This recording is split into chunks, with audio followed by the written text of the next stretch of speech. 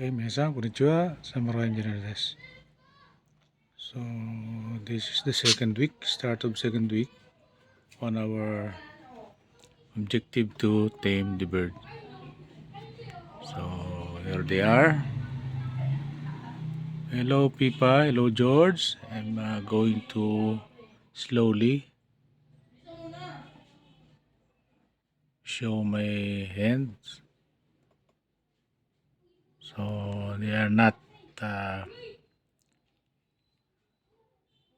afraid of my hands anymore. Or maybe it's the best time to tame them is when they are sleepy. That's the best time because they cannot react very actively. So you can move your hands, fingers closer, and they will not react because they are sleepy. That's the best time to get them to use in the presence of your hands. So that's one tip. So they are quite sleepy. That's why I can even close my hands to George as close as possible. Look at his eyes.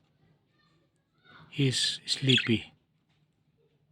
George is sleepy. George is the colored one. He's sleepy.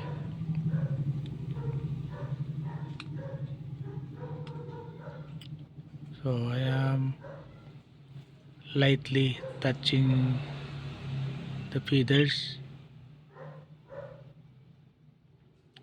hoping that I will not show wild behavior, hoping she would like it or he would like it.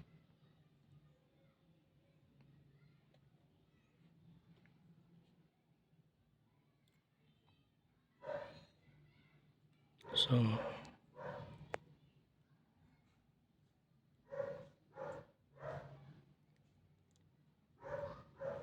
I am touching him. Okay? So this is the 8th day. See you again tomorrow.